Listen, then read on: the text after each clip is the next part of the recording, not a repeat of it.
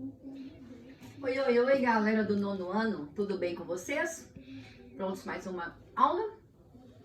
Nossa videoaula de hoje é sobre regência verbal, continuando, né, o conteúdo da live de semana passada.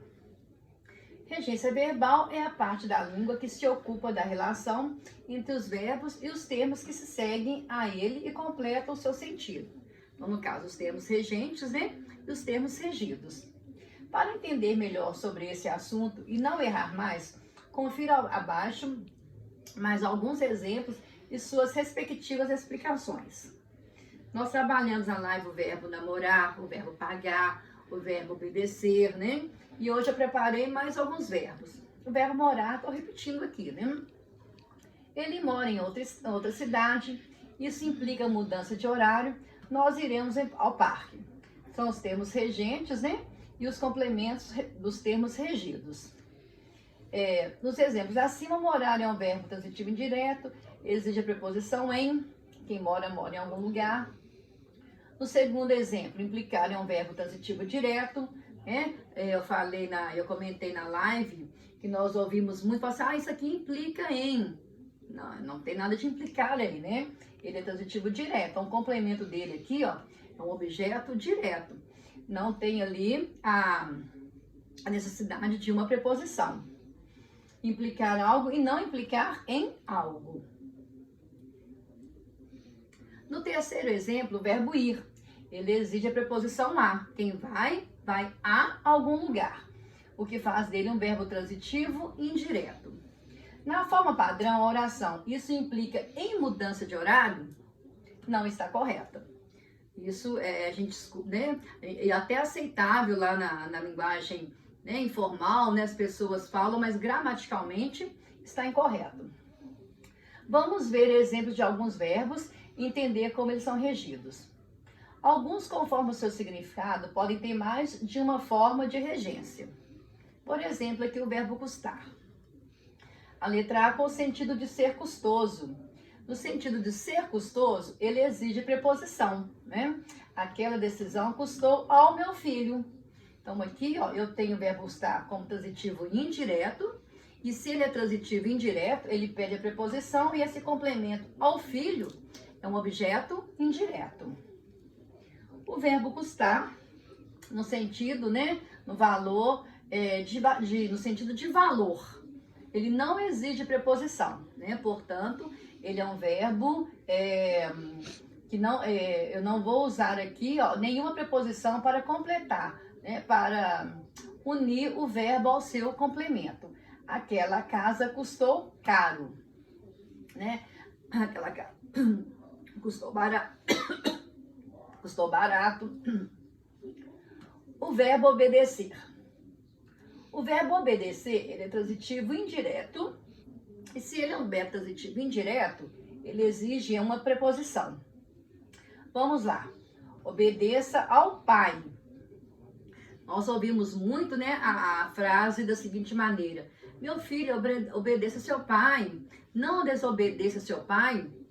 Então, de acordo com a gramática, né, a norma padrão, isso também está incorreto, né? Obedeça ao seu pai, não desobedeça ao seu pai. Na linguagem informal, entretanto, ele é usado como verbo transitivo direto. Obedeça o pai. O verbo proceder. Também com possibilidades diferentes de uso, e dependendo desse uso, ele vai ter uma transitividade diferente. O sentido de fundamento, ele é verbo intransitivo, não pede aí uma preposição. Essa sua desconfiança não procede, né? Não faz sentido. Verbo intransitivo. Aqui, ó, né? Nós não temos preposição, né? Ainda nem pedindo aqui um complemento. Terminando aqui no procede, a informação está dada, né? Não procede, não está correta, não está certa, né? Não é isso que deveria ser. Com sentido de origem, exige preposição. Essa sua desconfiança procede de situações passadas. O verbo visar é um verbo também muito usado em concursos, em provas, porque ele tem sentidos diferentes, né? Valores semânticos diferentes. com sentido de objetivo. Eu já falei sobre esse verbo com vocês. Ele exige preposição. Aqui no sentido de objetivo, no caso, meu ideal, né? O que eu quero para mim? Então, visamos ao sucesso. Eu viso a um futuro melhor. Eu viso a um outro cargo, né? A um cargo melhor. Então, a preposição a, no caso aqui eu usei o ao, porque eu viso o sucesso, né? A preposição junto com o artigo, eu tenho aqui a contração e aqui o meu objeto indireto. Na variante coloquial, encontramos o verbo sendo utilizado sem preposição, ou seja, né? Como verbo transitivo direto. Visamos o sucesso. Então, quando eu falo visar o sucesso, é como se eu estivesse vendo. Eu não consigo ver o sucesso, eu estou almejando. Então, eu viso ao sucesso. Porque quando eu uso o verbo visar como transitivo direto, no sentido de estar vendo. Com o sentido de mirar, não existe preposição. É o que eu falei agora. O policial visou o bandido à distância, né? Ele olhou, né? Ele viu aquele bandido. Então, aqui o é somente um artigo, tá? Não uma preposição. Com o sentido de pôr o visto, não exige preposição. É necessário visar o cheque, né? Carimbar ali o cheque, o passaporte. Então, visar, né? Dar um visto, né? Eu vou carimbar. Então, ele também é transitivo direto. Não exige a preposição. O quinto verbo que eu trouxe para vocês hoje é o verbo informar. O verbo é transitivo direto e indireto. Assim, ele exige um complemento sem e outro com preposição. Pedro, você que me perguntou na live, né, sobre o verbo bitransitivo, né, ele pede aí 2 complementos. Um objeto direto, sem a preposição, e o outro objeto indireto com a preposição. Então, informar. Quem informa, informa algo a alguém, né? Então, informei o acontecimento aos professores. Eu informei o quê? O acontecimento, meu objeto direto. Para quem que eu informei? Aos professores. Eu informei quando eu falo, né? Existe a preposição a, mas aqui o professor, você usou aos. Eu informei os professores. Então, de novo, a contração. A preposição a, mais o artigo os. O verbo morar. Ele é regido pela preposição em. Moro no fim da rua, né? Quem mora, mora em algum lugar. Mas, professora, a senhora falou em, usou no. O no é a preposição em mais a. Vai formar na, né? A preposição o, né? O no. Então, em mais o, no, em mais a, na. O verbo simpatizar.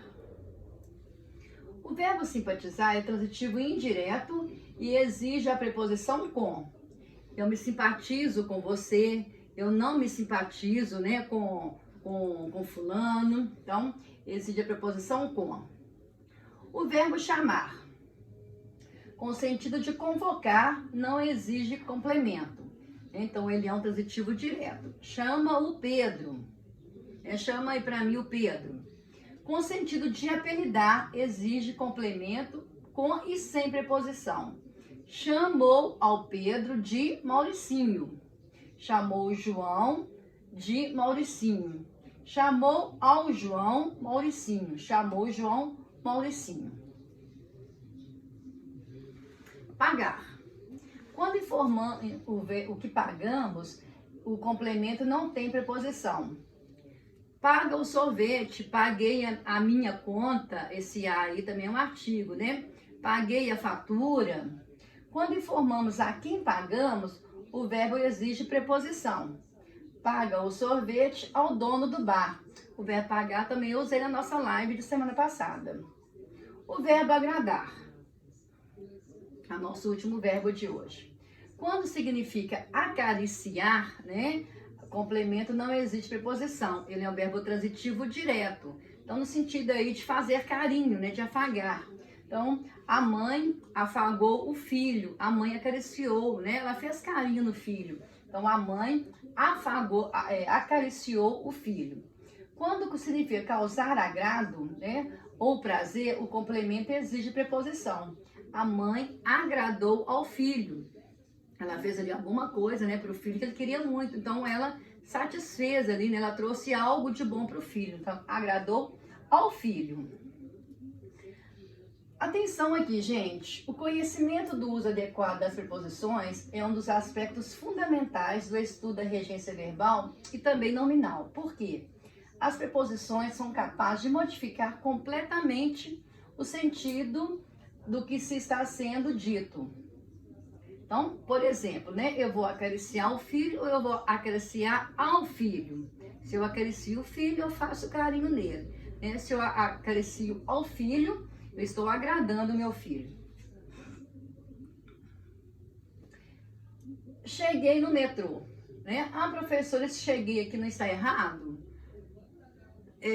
Não está errado, e dependendo de como ele foi usado, ele vai ter ali um significado diferente. Porque se eu chego no metrô, né, eu cheguei ali no metrô, estou indo embarcar. Então, eu cheguei no metrô, estou indo viajar, né, eu estou indo para o metrô, então eu cheguei no metrô. Minto, quando eu chego no metrô, né, eu cheguei no metrô, foi o meio de transporte que eu usei para chegar em algum lugar. Eu cheguei no metrô, eu cheguei na moto, eu cheguei no automóvel. Então, eu cheguei nele, né? Eu estou usando ali como meu meio de transporte. Se eu falo eu cheguei é porque eu estou indo, né, até o metrô para embarcar, para viajar. Então, no primeiro caso, o metrô é o lugar a que vou. No segundo, é o meio de transporte por mim utilizado. Aqui, ó. Cheguei ao metrô, né? E no segundo caso, cheguei no metrô. Então, quando eu chego ao metrô, eu estou indo de encontro, eu estou indo à rodoviária, eu estou indo ao aeroporto. E quando eu cheguei nele, né? Eu entrei ali no metrô, ali naquele trem, embarquei, combinado? Cheguei no metrô, popularmente usado a fim de indicar o lugar a que se vai, possui no padrão culto da língua sentido diferente. Aliás, é muito comum existirem divergências entre a regência coloquial, cotidiana de alguns verbos, e a regência culta. E é o que eu tenho falado com vocês na sala, né? Já falei no ano passado, né? Este ano também. O que a gente fala, né, é aceitável, mas de acordo com a norma padrão, não é o certo se usar em uma redação, né, numa produção de texto. Então, eu falar é aceitável, faz parte aí do nosso dia a dia, do nosso coloquial, né, da linguagem formal. Agora, na hora de registrar isso, né, numa prova, numa redação, nós temos que nos atentarmos para esses detalhes, combinado? Um beijo e até a próxima!